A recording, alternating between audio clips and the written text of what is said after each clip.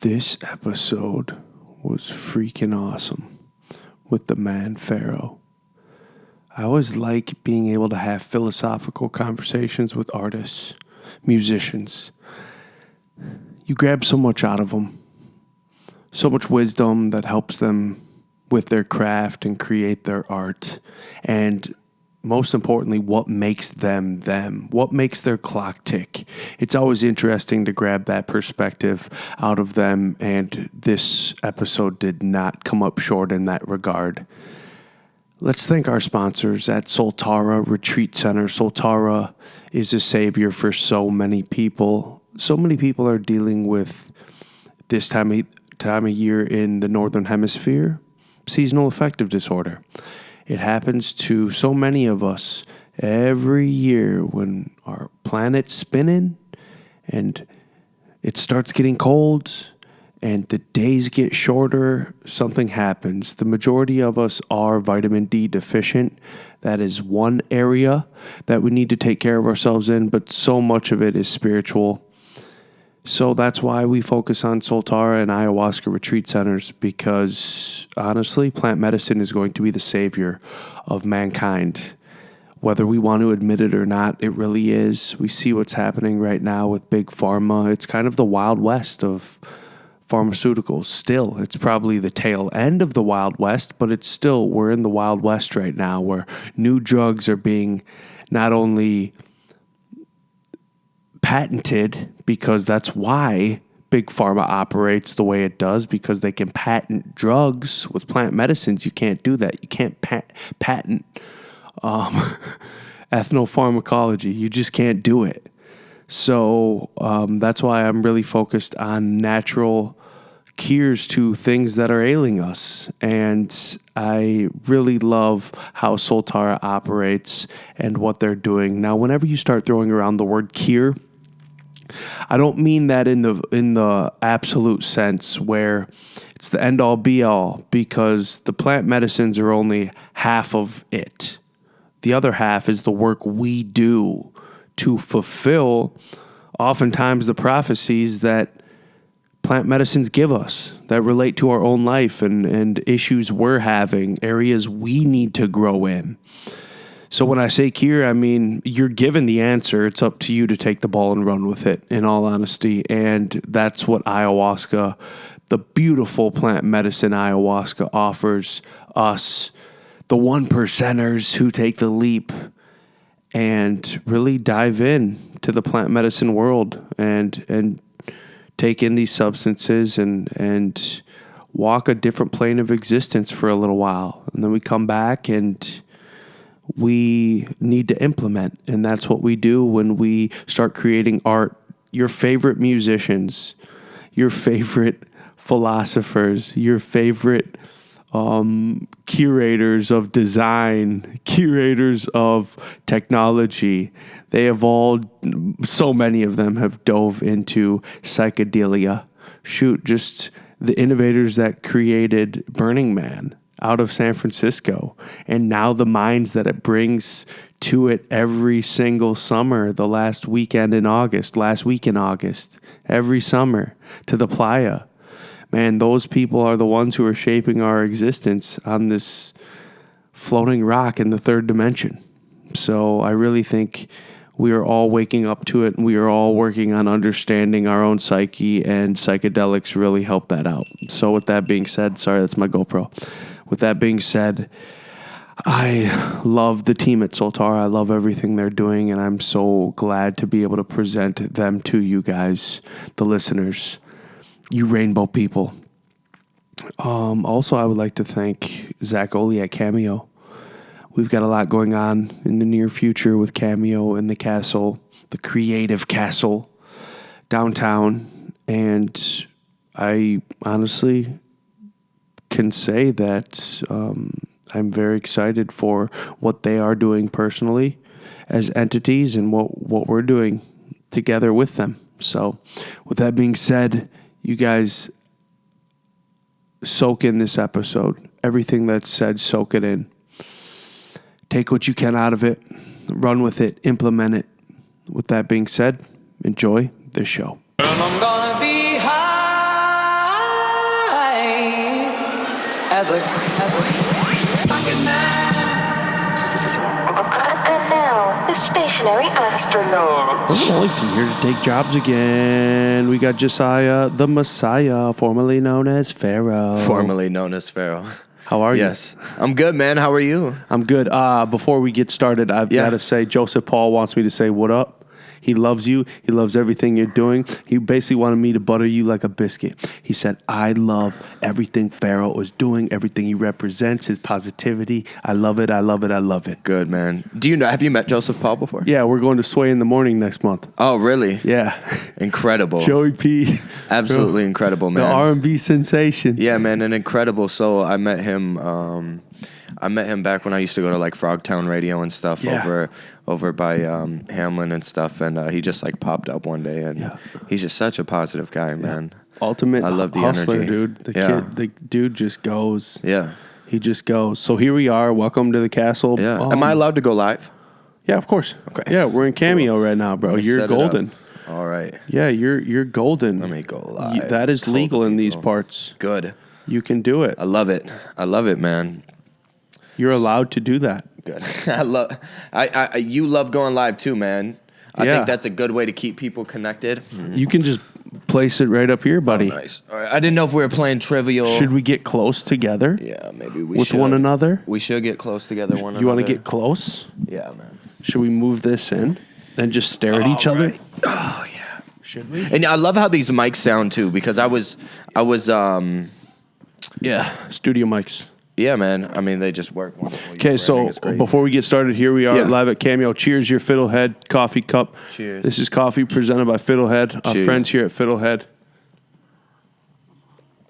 Incredible. Yep. Incredible. With a little bit of oat milk in there. Ooh, you can taste it. Yep.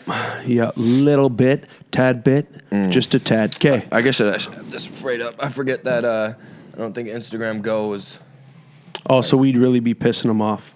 Yeah, we really, because everybody would have their phone turned. Yeah. Okay. Oh, all right. I'm like the king of phone stands. Oh, Jesus, look at that. Yeah, man. Don't bump the table. If you bump the table, you're knocking it off. Yeah. Okay, so let me ask you some questions. Of course. All right? Yes. First and foremost, your positivity is infectious. Okay, and I knew I wanted to kick this off. But don't know me as the positive guy. No, but it's okay. Okay. It's okay. So I want to know where that comes from, because typically any form of positivity with people you're meeting, you've been to dark places. Yeah. And you've been forced to overcome to the point you know that positivity is the only thing that can lead you to the promised land. I mean, just to get candid, my brother passed away from leukemia. Okay.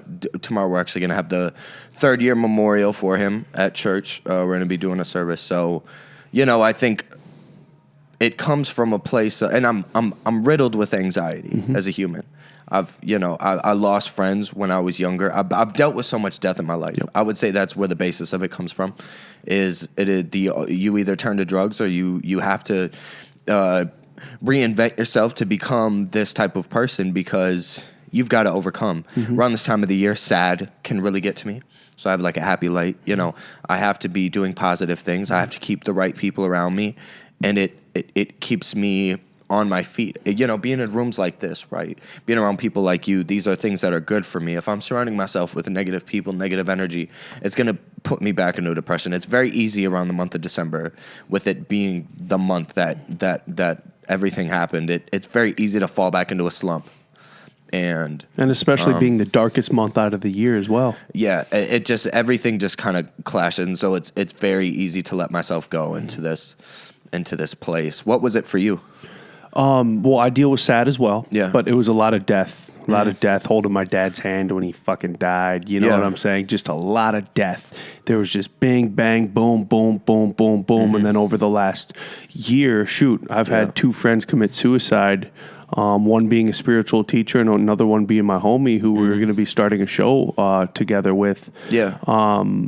In a matter of 3 months, so like death just continuously happens, and it has forced my hand, because that would probably be what I would place it on. Is it forces so much a hand? You either turn to the super negative side of everything, or you become you can use that power to inspire people who are going through things in their life. And maybe they're not, going through a bunch of death, but maybe there's other shit, maybe there's a lot of home problems or self insecurities and stuff. And so you can either become a part of the problem and drag people down with you, or you can rise up. And I think that it's important for people like you and myself to consistently remember that every day, because it makes everything feel purposeful. To know that you're touching people, you're impacting them, that people look to you. It's of course it's a little bit of pressure sometimes, but at the same time, I would rather have that pressure than any other pressure in life, to just be a good person or to keep it all the way 100 with people at all times. And that's the most we can do, Yeah, I've gotten to the point where I don't hold back, and that's what's drawing people in and making them infectious, making it infectious, because they understand that what needs to be said at the right times. Even after my boy Zebby killed himself, that Monday, bro, I went on this freaking 9-minute rant that reached over 15,000 people. Yeah. And I still have, I was buying a car for my wife a few weeks ago, and I didn't know the dude selling me the car, but he knew me from this video, and he's like, dude, we fucking need you. And it's hearing stuff like that from people that I didn't know I affected or touched. Yeah. It's like, okay, we're on the right track. Our purpose is being fulfilled, where we got to stay positive 100%. And we got to keep being 100. Yeah. And that's why I think I'm so drawn to you and the day, just your confidence, because I can tell you deal with anxiety, because so often the most confident people also deal with some of the deepest anxiety. It completely cures yesterday I went into just a mode for like an hour and a half, man, where I started feeling anxious. I don't know. There were just things, man, where I started feeling low. Yep. Right? I just go in and I'll start writing bars, man. I said they're like I would say half of my music is just affirmations. I'm telling myself this stuff to remind me. And hopefully when you listen, that energy translates and you kind of remind yourself of your worth. And so that's a lot of why it's so extreme at times. That's because you just have to find ways to battle it. You can't lose. And my whole life, ever since I started dealing with death and realized I had anxiety and depression, was just finding new ways every single day to battle it, to overcome it. And I do it most of the time. But it takes a lot of fucking practice, man. It takes a lot of practice. It's a sword that can never get sharp enough. Yeah.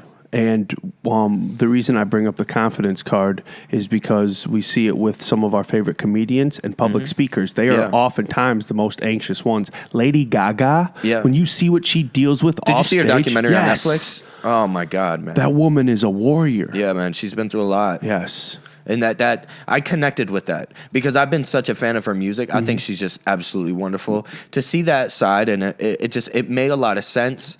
It was beautiful to see her just in this human form, and to understand that these people that oftentimes we look at and we're like, oh, nothing they say is ever true. We got to remember, no matter how many people follow them and how many retweets they get every tweet, these are still humans who have access to say things and to post things just like we do. But they have a much larger platform. And so that is a slight pressure that I do feel sometimes now, as I know that there's more eyes on me. But at the same time, like I say, I think it just goes back to keeping it 100 because there's so many people that don't. So the real ones are really going to stand out. And honestly, when I was looking for my voice as an artist and everything, I just realized it was just being transparent because not enough people were being transparent enough. Reaching out to people and having those important conversations with. I reach out to all my fans. Anybody that ever DMs me, we're always having, talks. I love to respond to them. I love to just let people know that I'm not in some magical position, like a lot of other people may want you to believe that if they have a little bit of a following that everything just changes for them, that everything, is going golden. But it's like, no, I'm still in this place. I want people to be on this journey with me to the top. So... That's the funnest time because you're not succumbing to the moment, you're soaking it in. And that's where you're being real with yourself, and that's reality. I was just talking to someone at lunch. I had a lunch meeting yesterday. Yeah. And we were talking. You have a lot of meetings. I know, I do. My day was filled up yesterday, but we were talking about how sometimes it's a curse to meet your hero. And when you meet your hero and you just see this blankness where it's like it's got to them instead of soaking in the moment. And like Lady Gaga, she really connects with her fans. Yeah. And I was just watching this documentary on celebrity influencers and Instagram influencers, and one of the main characters was Paris Hilton. And it was them following her around. And she is so sold out on by people she supposedly loved that her only connection with the real world is with her fans. Yeah. So no matter what, how does that not gas you up?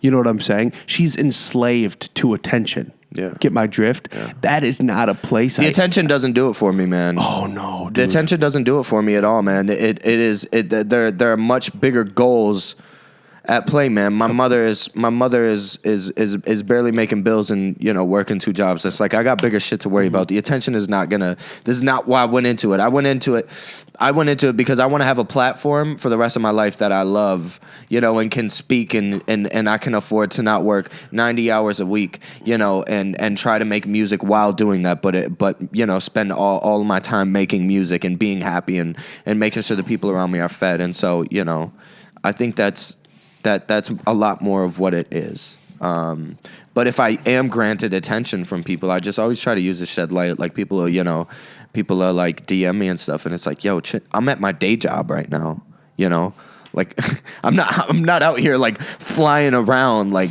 you know. We're everything we do, every move, the party we threw last weekend, every show we've done, every project I do, everything is not only from scratch, but I invest my money into it, you know. I am broke because all of my money goes into music. I have sacrificed financial comfort as a 22-year-old while all of my friends are starting to get their corporate jobs and stuff and starting to, get settled in and whatnot. I'm out here like looking people in the eyes and telling them I'm going to sell at the Target Center. And so it's just, it's all about being able to step back and reflect on yourself, on the position you have, on the things you want to accomplish, and don't get comfortable. You can't get comfortable. You could have sat and shit on everybody after you got Gary Vee on, you know? But I only seen you just start working harder immediately after. You became more inspired. You start doing more stuff, you know? And that's why you'll succeed. Because there's no moment. I have this line in Mufasa's that track 1 where I say, what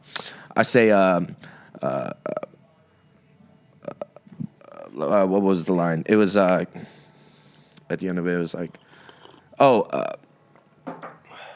it was like, if I ever fail, I bring it to K's, we got to revise. And when I succeed, a quick high five, you know, there's not enough time. It's like... Yep, just a single high five and keep it moving. Yeah, we don't have time to celebrate anything. Yep. It's like, okay, we did that. That was dope. Yep. You know, we threw a party last weekend. My team, I hosted it with my guy Corey, and immediately... after it was like, okay, what was good? What was bad? All right, now we need to move on to the next thing. Like, it was cool, whatever. I'm glad we had this moment, but we can't relish in it. We'll post the pictures and stuff, but after that, it's done. You know? Yeah, I don't know. Like, I actually learned a lot from Gary Vee with how he handles his calendar. Yeah. Because it's like, dude, he finds out what the fuck he's got going on pretty much day of or day before. Mm-hmm. Like, it's because he's a media stream, so... It's cool as fuck, man. I love doing new shit all the time. And that's what I'm saying is like, bro, like, you got to realize... when you're doing, you're already plotting on the next thing while you're still executing the first thing, and then so on. Like right now, bro, I've got 5 big projects going on, and people keep asking, what's next? What's next? Whoa, shit, a lot is coming up. Like, and you got to realize, like, I've got these opportunities that we're executing on, like, continuously to the point it's just, I have nothing to do but succeed. I have no other option but to succeed, and that's why I surround myself Plan with B's the likes. Trash, man. Their plan Bs always fail. You know, there's no reason for a plan B. There shouldn't be. Got to have them, but the thing is like, my life is like, say you got 5 operations going, you got plan A, plan B, plan C, plan D, plan E, and they all better fucking go off. Yeah. They all better go off. Mm-hmm. And when it gets to the point where we're sucked dry, that's where our souls, because I have to do this because I have this fire inside of me that won't go out. So I have to do it. I have no other choice. There's so many expectations. It's how you live. It's my life. It's your life, man. It burns. If I don't get in the studio, if I don't work, if I don't do things like that, if I don't get on stage, man, I feel it. Mm-hmm. It feels like a deprivation of energy. I have to remain creative. I have to remain out there. I have to remain hardworking. I always have things to say, and I just love to. I've gotten very used to that now. That was one thing I used to be really scared of, man, is being so open. And so, recently, I would say within the past 5 months, I was able to get to a place where I realized that just being myself is all I need to do. And so I got very used to just taking, if I'm feeling something, I'll take a video, right, and just post it. I don't think about it. I don't second guess it. It's like, here's my feeling. I'm going to put it out there. It's done. And those are the things that people connect with because you're not overthinking it. You're not crafting something. You're not writing something that you're gonna talk about and then you're saying it. You're just saying what you feel. And a lot of times people out there feel the exact same way and don't know how to express it and don't want to say anything out loud or talk to people. So to hear somebody with your platform say something or to hear it in a song, right? We're kind of speaking for people who don't have a voice, you know. And nowadays, everyone's got a fucking voice. Too many people have a voice, man. Oh, nowadays. Who's one of your favorite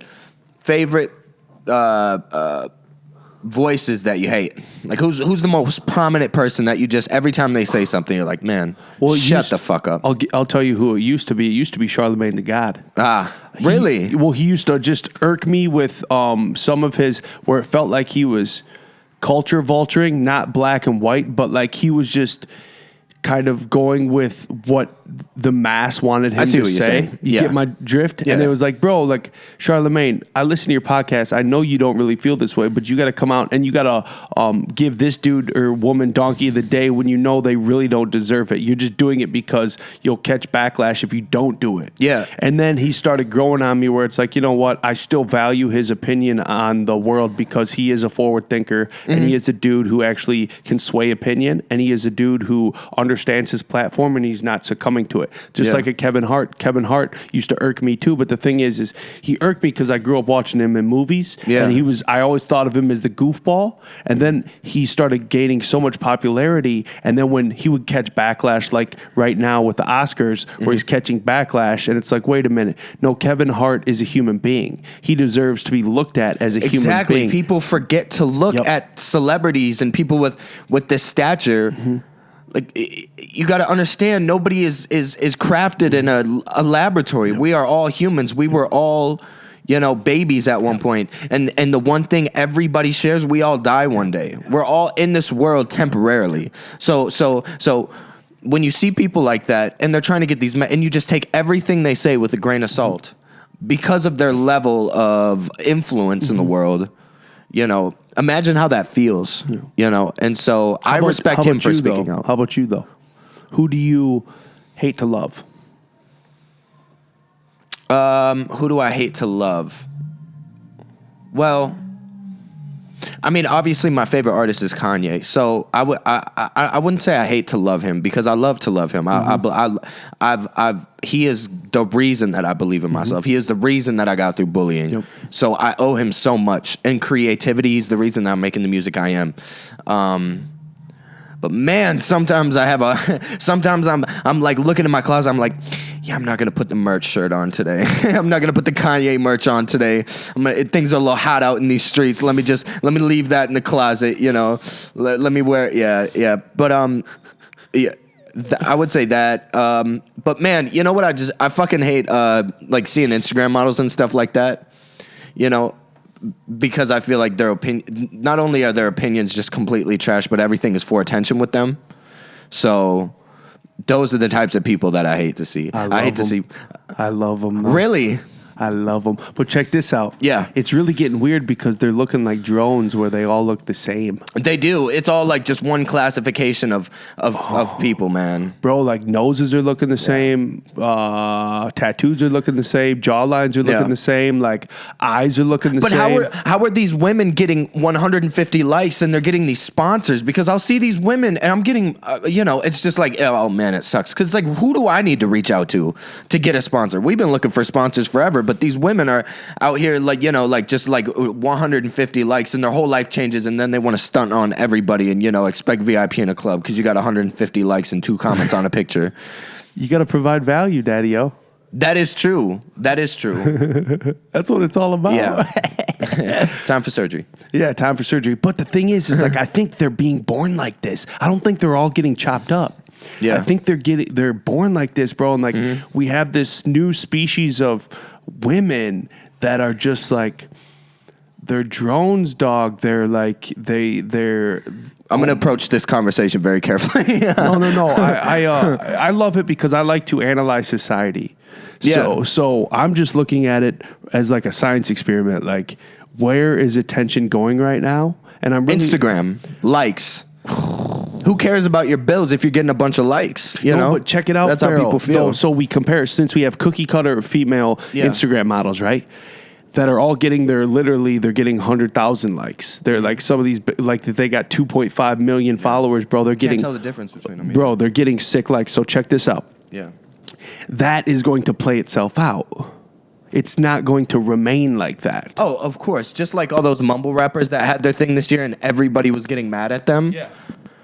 You know, now it's played out. All those people were mad and, you know, saying, oh, my God, this is what music is becoming. No, the real is going to prevail. You know, these things are all trendy. And now the rappers that everybody was talking about at the beginning of the year, nobody's going to hear about at the end of the year. It's going to be different. The real always prevails. So I think it's like, you know, in those situations, Instagram model with 100,000 followers, okay? It's like you'll get some sponsors for a little bit. But the girl with 100,000 followers who is... you know, posting videos of herself going to different shelters every day and, you know, speaking with people or somebody like yourself, you're going to prevail because you're just spreading your truth with people. It's not just for an image. You know, if you were to post the stationary astronauts logo on your Instagram every single day, 365 days a year, you're probably going to get less and less likes every single day. And that's what's happening with these women. They're posting the same shit every single day. It gets old because there's nothing to it.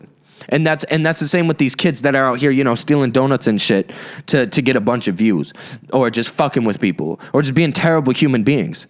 It gets repetitive. It gets old. At the end of the day, you can't really connect with it. It's entertaining for a moment. But you know, people are going after that quick buck, that quick itch that they got for attention, right? So they're willing to do anything for it. The Jackass and MTV Real World effect has played out. I got a great dick implant. Let Jake me said know that if you want my from the Wise doctor's Men. number. Ha, Jake, you're funny. Nope, check it out. So, the Jackass effect. Yeah. All right. Everybody was making Jackass videos. Oh, then it got to the man. point where That was the best. Rob Dyrdek started owning MTV and basically owning every freaking primetime spot with his multiple shows. And then he started showing off in ridiculousness. He was showing off besides Fantasy Factory where him and Drama got crazy. And but then they started showing videos of other people doing stupid shit. So it's the World Star effect too. So people are so caught up on attention. Yeah, man, World Star started all this shit. World Star is the beginning for all of this. Yep. Because before I was going to Instagram and Twitter to look at these wild ass videos, I was going to World Star every single day to see what the craziest shit was in high school, you know. And that just started that effect. So it's one-up society. So now, since Jackass got this thing rolling, now you got to one-up Jackass. How do you do that? You got this fat dude strapping himself with firecrackers, blowing himself up, hopping on a skateboard, breaking his leg. You know what I'm saying? Like that's It's entertaining. That's where they got to take it to the point the freaking Wild Boys, Steve-O and Chris Pontius are jumping in a tree with meat tied to them while a lion freaking climbs up the tree. Like, but check it out. We love standing over a guinea pig cage. A gladiator society. I mean, we were in, you know, we watched people fucking kill each other for entertainment. You know? I mean, this is where we come from. This is natural human shit. I feel like now we just have phones to be able to watch people do this stuff. But, you know, it wasn't that long ago we're watching people, you know, cut each other's heads off. And you seen Game of Thrones, man. I mean, that is what we come from. So I'm not surprised with it. I feel like, you know, in 1,000 years, it's going to be a completely different platform, but we're going to be the same fucking humans. We love watching that shit. So your name's Pharaoh, right? Yes. We're watching on Instagram a whole bunch of Cleopatras just pop up on our freaking timeline. And we're seing them grab all the attention to the point men will cater to them and they will go purchase whatever they're promoting. Yeah. Because they're thirst balls, they're thirst traps. Yeah. You know what I'm saying? So we're seeing the real life Cleopatras. People should go buy my merch and not what they're selling. Yeah, they should. But check it out. Check it out. You need to provide value to them beyond, and this is just how society expects it. You need to provide the kind of value to them that someone else who's in the same position as you is not providing. And once you find that, that's where you're fucking gold. Yeah. Get my drift? We have conversations about that all the time. And, and what I believe I like to provide for people is a one-of-a-kind experience. Okay. And I've... Every day I get a little bit better. Last weekend, we wanted to throw a party with my team. We wanted it to be different and just provide people these incredible vibes. When it comes to my website, it's super personalized and I have access to it and I know how to navigate it. So if I feel like it, I'll release demos on a secret link that people have to get the password from me for. Like I love doing stuff. I love making it personalized. I love giving people like these things that I don't see a lot of artists utilize websites anymore. And so that's really where we try to like go in. I'll release blogs and stuff like that. And just, I think it's definitely, of course it's a learning process. How old are you? I'm 22. Dude, you're still young. Yeah, but I feel old, man. I pressure myself every day because I've been doing this since I was like 13. Like I've been doing this full time every day since I was 13. Like I like all the partying and stuff, like, it didn't happen because I was sacrificing everything to just learn it. I didn't know how to I couldn't afford beats in high school. So I learned to make beats. I sucked for a very long time, but I learned. I couldn't handle being patient and waiting for somebody to send me mixes. So I learned to mix my own music. I enrolled in college to learn these things and have given it everything that I've got. What I do, and what's wild is I've learned so much about everything, and it looks so good that people think it was handed to me because I have worked and continue to work every day so hard on my craft. I mean, we just released Mufasa's Dead, and we're going to release a 10-track mixtape in like 2 weeks. Because we just keep working. This will be project 4 this year. That's a lot of my soul to give people. Bro, that's 4 more projects than Tekashi 6ix9ine released before he got locked up. That's an amazing point. You know what I'm saying? Yeah, that's an incredible point, man. And that's so, like, we're seeing Tekashi 6ix9ine, he's just catering to the zoo. He's a zoo animal running the zoo, and I'm calling the zoo World Star. What do you feel you cater to? Who, me? Yeah. Well, mine would be more philosophical, providing the conversations that need to be had, and then our events as well. So really my value to my community is, and then my give back. I believe in the art of the give back, coaching, stuff like that, volunteering. I'm president of a couple 501c4s, shit like that. But where my value really comes is having the conversations with the future of game changing, which is the Pharaohs. You know what I'm saying? So I appreciate that. That's where we're cultivating. We're an incubator for the conversations that need to be had. Yeah. And why I guess people are attracted to the stationary astronauts is because I come in from a different angle. So like I approach society from the back door. So while everyone's fucking playing the sheep role, I'm coming around. I see what you're saying. That's, you know what I'm saying? Yeah, I don't even call myself a wolf, but I got the sheepskin on me. Yeah, man. And I'm coming around the back door. But that's what you got to be. You got to, I think that people have a responsibility. If people view you as a leader and like you just can't help but be viewed as a leader, right? You've got to embrace it, but in the right way and use it for good. That is why my name is Pharaoh. Not only because I'm Arab, right? My dad's an immigrant from Jordan in the Middle East. But like the leader of, the Egyptian, the whole Middle Eastern thing was known as Pharaoh. And so I always felt like a leader, and people always looked to me for like advice and things like that. And so giving myself that name kind of had me get into this mindset of feeling like I have something I want to live up to what this name is. Like, it's a big name. Either Pharaohs were very great in an evil way, or they're very great in a good way. But either way, the word great was used with them.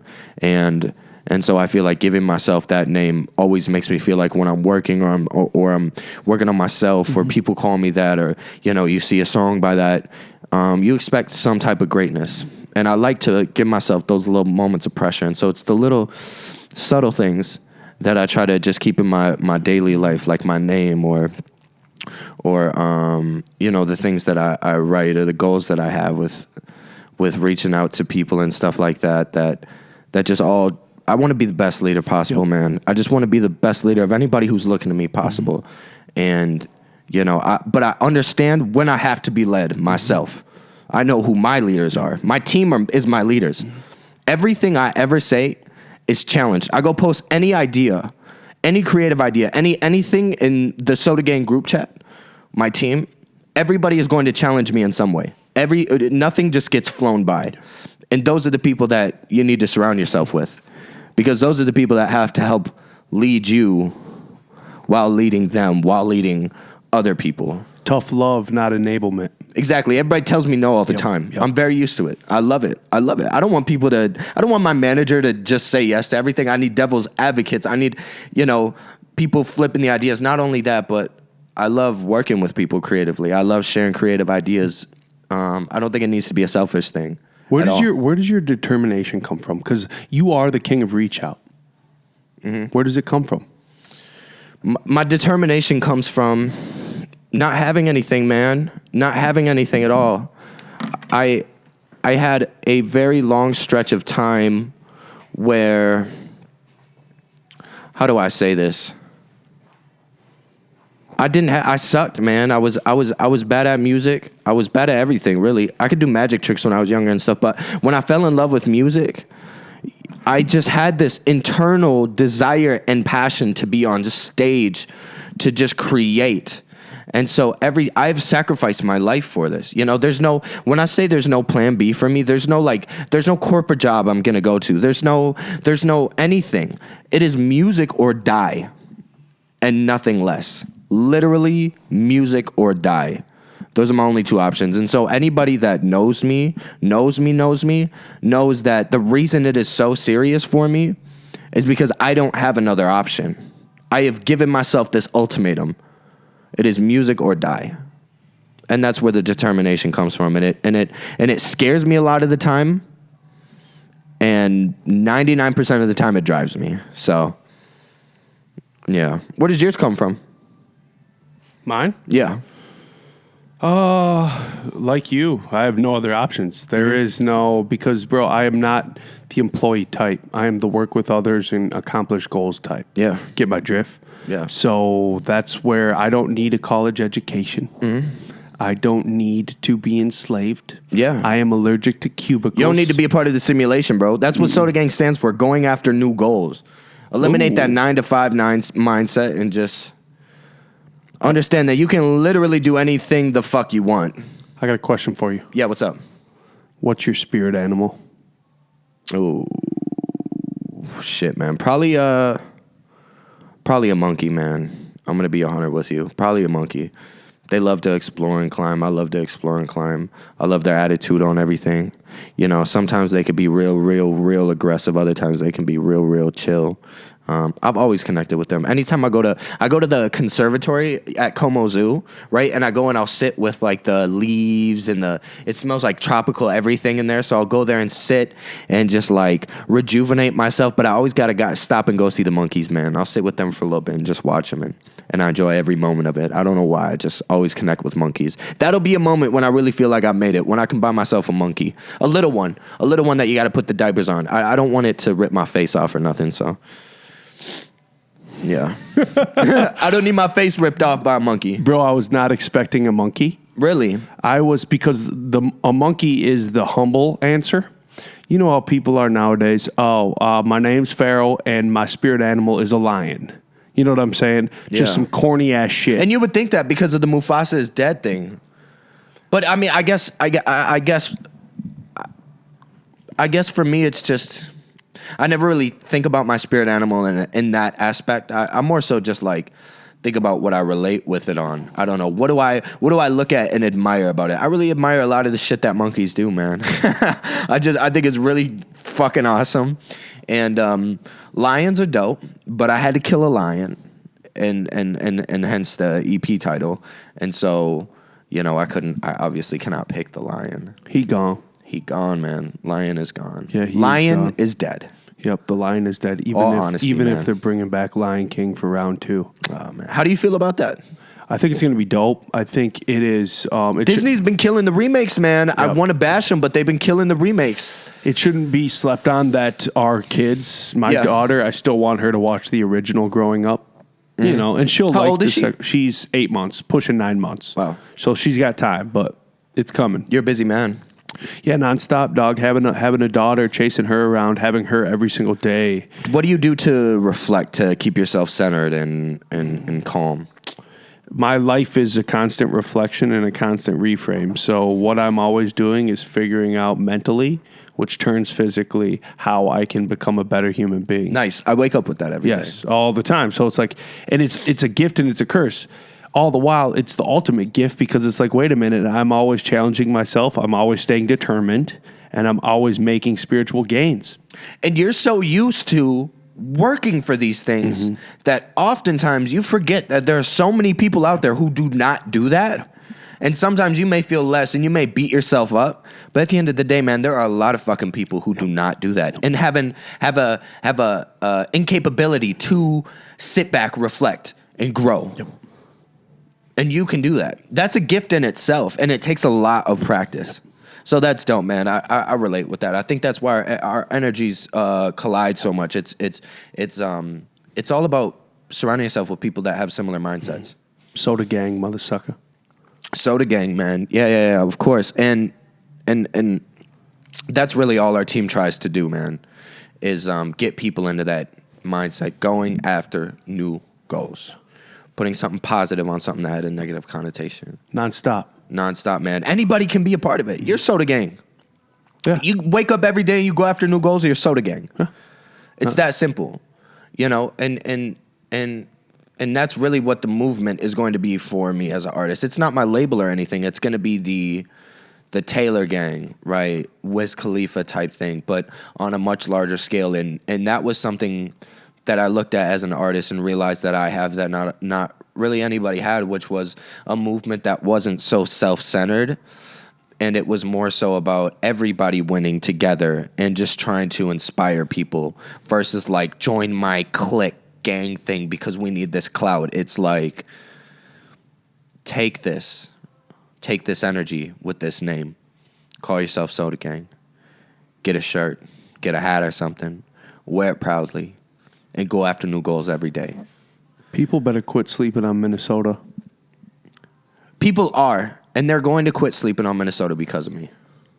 They're in trouble. Mark my words. Yes. Mark my words. I took the different approach than everybody I saw and understood what I have to do.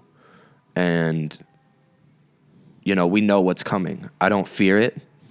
I don't ever second guess what I'm going to do. I love rhymesayers. I have a lot of respect for them and the music they put out. But it's going to surpass that stuff, man. That only goes so far because you can't go to New York and talk about rhymesayers. With all due love and respect, I've mentioned them in different places. Nobody knows who I'm talking about. I want somebody in Africa to know that Pharaoh and Soda Gang rep Minnesota, are from here. You know, how amazing this place is, how amazing the creatives here are, and they're just not given a platform because everybody is too selfish to give somebody a platform. And so it's like, okay, fine. Nobody wants to give me a chance. No media outlet wants to post my stuff. Nobody wants to post my numbers. I'm making moves. I'm doing numbers. People love my music. I get recognized all the time now, and I'm not getting the love. What do I do with that frustration? I'm going to take it, and I'm going to put it somewhere positive. So I'm just going to make the dopest music, the dopest production, throw the dopest parties, throw the dopest shows, speak the dopest truths, until it's undeniable and I'm in everybody's face. And then when the time comes for everybody to reach out, fuck off. Fuck you. Fuck you, because now I have my own thing. Now I have a team. I have a team of people. I have a team of people that can make shit happen, and we do make shit happen. I know everybody. People forget I have a bachelor's degree in music production. I have mixed for most artists in the state. I've produced for most artists in the state. I know them. I know them all. But yet, I didn't get that recognition. And it was slightly an ego thing because I wanted the love from my city, but I didn't get it. So we built our own thing. And now we have people that are growing on it, right? They're listening to the music. They're learning who I am. And by the time everybody comes out and realizes when every major, not actually major media outlet in Minnesota realizes what they missed out on, it's too fucking late. Because I'm going to open up my own fucking radio station. I'm going to play nothing but my own fucking music all day. And anybody who's on my team and anybody who didn't give me the chance, I'm not playing their music. Right? We're just going to build our own shit. So to anybody that's listening, understand that everybody in the fucking world can tell you no. Go do it yourself. You can do it. It takes work. But once you get your own shit, guess what? You have something very, very, very magical. You know what that word is? Leverage. Fucking leverage. Because nobody handed you anything. Who does stationary astronauts owe anything to? No fucking body. Who do I have to thank in my interviews? Who do I have to give thanks to for making me me? Nobody, man. Because we built this shit ourselves. We're not sitting here saying, man, we would not be here without these people or these people or these people. Nah, man, we're saying we fucking get up every day and we work hard. And the only way that you can do this in life is if we're these skills we're talking about, man, you got to sit back. You got to reflect. You got to be your harshest critic. Because at the end of the day, nobody can tell me shit. Nobody can tell you shit. And you're just going to keep growing and growing and growing and building this platform until it's so big, it's undeniable to anybody everywhere. That's victory, man. That's what victory fucking looks like. Your own fucking shit. Leverage. Leverage is a beautiful thing, my guy. Leverage is a very, very beautiful thing. You know who owns my music? Me. You know who makes my music? Two people. Me and my co-producer. 4 projects this year from scratch. I don't owe anybody anything. We don't owe anybody thanks for a single thing. Do you understand that? Like, that feels great. You know why? Because for 10 years, I fucking sucked at doing everything in music, and I kept persisting until I got good. And now we're here, and I treat every day like I'm still 16, and I suck at beats, I suck at mixing, I suck at writing. All my songs suck, and everybody hates it. You got to wake up and grind like that. Even when people telling you good, you got to step away from that and listen to yourself. Challenge yourself. Yeah. Yo.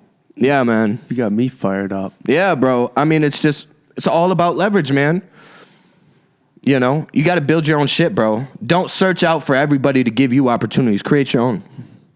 Create your own opportunities if nobody will give them to you. I have never stepped back with anybody in my life that is a part of my team and been a part of my journey. And we've never sat back and said, damn, we weren't given this or we took this L. We're just going to sit here and we're going to sulk about it. I think we should just be done. It's like we don't even give ourselves enough time to think about it. We're on to the next thing, baby. And that's what you got to do. Why I love it so much is I asked you where your determination comes from. Yeah.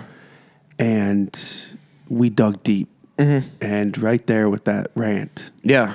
That Jumbotron rant. That Jumbotron rant. That showed us where your determination comes from. Hearing no's, being slept on. A lot of no's, bro. I've taken L's since I was 14 fucking years old. I was supposed to open up for Tiger. Back when Epic, you remember Epic nightclub in Minneapolis? Mm-hmm. I was 14, right? And this promoter, I'm obviously young and naive, and I'm doing music, and this promoter comes up to me on Facebook, right? She's like, I don't know who the fuck this is, but I'm 14. I'm gonna listen to Tyga, can I call you? We heard your song, right? I'm making trash music, but I don't realize this at the time. She says, I heard your song. It was amazing. We want you to open up for Tyga. We could give you a 5-minute slot. We need, $500 from you, right? Immediately, I'm bouncing off the fucking walls. Call my dad. Dad, I don't need anything for Christmas. I've been working at your shop a bunch, putting in hours. I know that I haven't got my birthday present either. Can you please put this, I'm begging everybody. I'm going around trying to get all this money, right? I meet up with the promoter at Mall of America. $500 in cash. I go to the sound check at Epic Nightclub that day. 14-year-old me. They're like, what are you talking about? You're not an opener. You're not even on the list. Like, why are you here? I got scammed at 14. 14, this was my first experience with any type of show. All I'd done was open mics at a coffee house. So I learned very early on, shit is not fucking sweet, man. And I learned every day shit is not sweet. You learn to overcome these things. You learn to use them as fuel. No's are not anything but fuel for me. Hate is not anything but fuel for me. Critique is not anything. I take L's all the time. There's always things. There's always thorns. Every day has a thorn. You have to reflect. What did you do wrong today? I'm not scared to beat myself up over things. I am not scared. I can take it. I love being slept on. It's amazing. It's beautiful. It's beautiful because as you see people wake up, it's fucking hilarious, man. It's fucking hilarious when people wake up. When people see you succeed. I can't tell you after we threw that party last weekend how many people, we had a couple of people who originally wanted to be a part of the team and then just didn't, reach back out and shit like that. I see what you. It's like, yo, if you're not here, we got nothing. I don't trust you, but I have a group of individuals around me right now who are all working tirelessly on these dreams and visions that I got because they believe in me. And I love that pressure, man, because those people deserve to win with me. And I will fucking make sure of it. I will give that percentage of whatever I make gladly to these people. They deserve every single thing of it. And I will make sure these people never have to worry again in their life. And I'm so grateful for my team for that. So as I sit here and I say I don't owe anybody anything, I don't have to thank anybody. The people I do have to thank are my team, man. The team, Realistic, my manager, Corey. These are people that are sitting who don't have to invest any time and energy into me, and they do. So I think people should try and be that person. Be the person that people want to believe in. AKA, be your fucking self and believe in yourself. Because nobody wants to believe in somebody who doesn't believe in themselves. You're only born and die with one person, and that's you yourself. Self is the center of everything. So when people say I'm self-centered, self is the fucking center of everything. Of course I'm self-centered. I just interviewed Matt Weiss, the owner of the Center of Movement, yesterday, and he basically broke it down like that. The center is an acronym, and it goes deep within yourself. Yeah. Yeah, man. Stationary astronaut, same fucking thing. Incredible. That's what it is, dog. Man, we be getting fired up, man. I know. You know the right shit to ask, dude. I know. Oh, God. This is why I know I can run circles around Peter Parker. Of course. Of course you can, man. We can get real. Nothing seems real. genuine. That's the with key that word, guy. man. The key word is real. Yeah. And I just, this is not a state where I'm scared of what fucking Peter Parker, Go, or anybody shunning me. You guys aren't fucking supporting me anyway. I don't give a fuck. I'm going to buy Go one day. I'm going to change it to Soda Gang Radio. Change it to Soda Gang Radio. And we're only going to play the shit that I decide we can play. Big fuck you. Because here's the thing, right? You can know me as Mr. Positive. You can know me as all this stuff. I have a list of shit I need to do, man. I'm not going to act like I'm going to get up there and be, all high and mighty and wonderful, man. There's a lot of boss up shit I'm ready to do, dude. I think about it every day. I am ready for it, man. But here's the thing. It's all riddled in good intentions. Everything you want to do is riddled in good intentions. But man, when motherfuckers tell you no or try to boss up on you in Minnesota, it looks fucking hilarious because take your ass any of these coasts, any of these other places that are doing wonderful music-wise, they're going to look at you like you're bugging out. Who the fuck do you think you are? These people are fucking nobody. I'm nobody. I'm not scared to admit that. But when I am somebody, I'm make sure you still nobody. Shout out to Go Radio. Shout out to No Radio. No, I love the majority of their team. Of course. Oh, yeah. DJ Advance is incredible, right? DJ Advance posted my 300 million track with the riff when it dropped. I'm super grateful for that. Love DJ Advance. DJ Bonix, cool dude. I've not met him, but, I follow him on social media. He seems pretty cool. Sophia Eris is extremely talented. Our brother D Mill. D Miller's dope, man. D Miller's dope. I met him at it may have been a free Wi-Fi or J Flight show or something like that, and he actually came up and introduced him. He didn't know who I was, and I hadn't met him before, and I didn't even know he was a DJ. But we just talked, and he was a super fucking awesome guy, you know. But man, when I dropped 300 million, you know, and we did a lot of numbers. We did a lot of numbers, and we got nothing. After being told we were going to get a lot from the city, a lot of love from that side of town, and we didn't, and we kept being promised. It was like, after that, it was like, yo, I'm never getting excited for anybody telling me they're going to do something for me ever again. I'm just going to do it myself. Yep.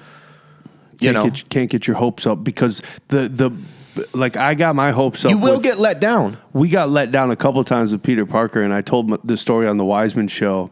And he's a letdown kind of guy. I know, and it got to the point where it's like, you know what? I'm not going to expect shit out of any of the bigger radio stations. Even down here, Town Square Media fucking shows us no love, and it's like, wait a minute, all we're trying to do. But let's not give them the credit of calling them bigger radio stations. Yeah. So it's like it's not even. They're not, dude. Everyone's leaving them. Yeah. You know, all their good talent is leaving them because they're realizing, no, I can be my own walking show. I don't need you guys. You guys are just holding me back, if anything, because you're censoring me. You're not in New York, and you're not like this, you know, trying to like say a big fuck you to, you know, like the Power Radio, you know, the Breakfast Club, Hot 97, stuff like that. These are radio stations. You go anywhere else, nobody knows who they are. But that's because their talent have leverage. So their talent on these shows have leverage. Howard Stern can do whatever the fuck he wants. Mm-hmm. You know what I'm saying? They have leverage. So Charlemagne the God has leverage. That show, Breakfast Club, is nothing without Charlemagne the God. Of course. So when you have the leverage, and the thing is Peter Parker plays it like he has all the leverage because he is the song decision maker on Go 95 and stuff like that. But it's like, wait a minute, Pete, like someone who is more sound with the community can roll in and take your fucking job. We don't want your job. Mm-hmm. You're not irreplaceable. Yeah, but here's how I think about them, right? So like over there on that table is like there's a couple of greens, okay? Now you can look at it and say, wow, that is the only thing on that table that has greens. But if you step a couple of feet away, there's that big-ass plant right there that is way bigger than it. That's how the radio is here. Wow, in this small state of Minnesota, you know, there's people getting, you know, some views, and they're hosting the shows with, like, the same bigger artists every other month. You know, wow, it's dope. Step a few feet away, and it's like, yo, man, I want to talk to the big dogs. Because we went to L.A., me and my manager, and we sat with big dogs. Everybody rocked with Pharaoh. I went to LA. I didn't hear a single no from anybody in any meeting. Nobody said, yo, man, it's just not for you. That was what let me know I needed to move out there. We moved out. We went out there and everybody was like, yo, you got it. Why are you not out here? I was like, damn, man. Why are y'all all telling me this? Why the fuck am I in Minnesota? And and that's another thing. You know, I am gonna have to leave. I will be leaving in the late spring, early summer, and doing what I got to do to, you know, I consider it a mission. I'm gonna come back here. I gotta leave for a second. I gotta get the bag, come back and take my, you know, as soon as I get that moment. And I'm praying to God. I think it'll happen before, honestly. I'm not supposed to say that, but like deep down in my thoughts, I believe that we're building something very beautiful and very, very, very fast right now. I'm so happy with the progress and everything. I don't even know what the spring is going to look like, man, because we're building leverage for the first time ever. We are building leverage. And that is exciting, man. You know, and it's just all thanks to the team that I have around me. So, you know, a big part of everything I will say to anybody listening, most of my friends that I grew up with, depending on who they surrounded themselves with as they grew, determined a lot of the outcome that they had as a human being. As much as you may have known people for a long time and you may love them, you've got to still pick and choose. You don't owe anybody anything because of time. You don't. You truly don't. And I chose to keep myself around people who are 10 years older than me and were working twice as hard as me and were twice as harsh when I was 19 You know, and I'm out here, 19, just living my life, going crazy and stuff. And me and my manager meet and, build this incredible bond. Me and my co-producer meet, build this incredible bond. Both of them are 10 years older than me. They were working, I was sleeping until 11, and then I would start getting yelled at every day for waking up.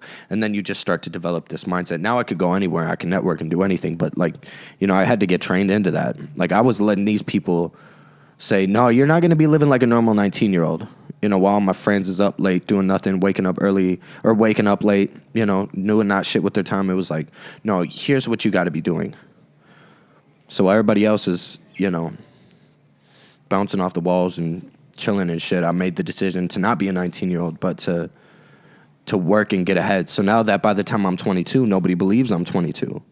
But it's like, no, I've just been putting my heart into this for a long time to shape myself to be this way. Yeah, dude. I wouldn't think you're 22 either because your fingers are hairier than a fucking... It's the Arab gene, man. It's fucking tough, bro. Laser hair removal surgery is the first thing that is coming when I get the bag, dude. No, it's pointless, bro. Keep your fucking hairy ass hands. That is the... If this beard grows out in like a couple of days, man. Yeah. It doesn't take long.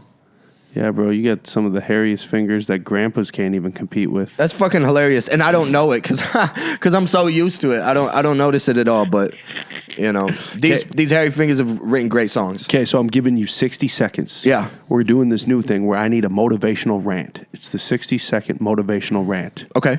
I already asked you your spirit animal. We're not going to do 5 greatest inventions. You got 60 seconds. In 3, 2, 1, go. Listen, when my brother died of leukemia 3 years ago, he died on December 28th. We had his funeral, I believe, on the 6th, or on the 5th. I'm sorry. We buried him. I carried his casket. I was at the front of it. I want you to understand the darkness that I was in. I very easily, and I was 19. I just started smoking weed. I was chain smoking cigarettes at the time. I easily could have taken the semester off from college because I was supposed to start college a week later and been done and just gone into a downward spiral. Eventually killed myself, gone into alcohol, fed into addiction. But I had a conversation with my co-producer and told him that I wanted us to work on an album dedicated to him. And so we spent 10 months doing that. And that was how I was able to get through my grief. Because I chose a creative output. And you don't even have to have a creative output. Just have an output. And that was how I was able to overcome the darkest point of my life. So make sure that whatever you do, find yourself a good-ass output. And utilize it all the time. Because it can save you. That's the move right there. And we're going to leave it at that. Pharaoh, where can people find you, brother? You can find me everywhere on social media at Love of Pharaoh, LOVEOFPHARAOH.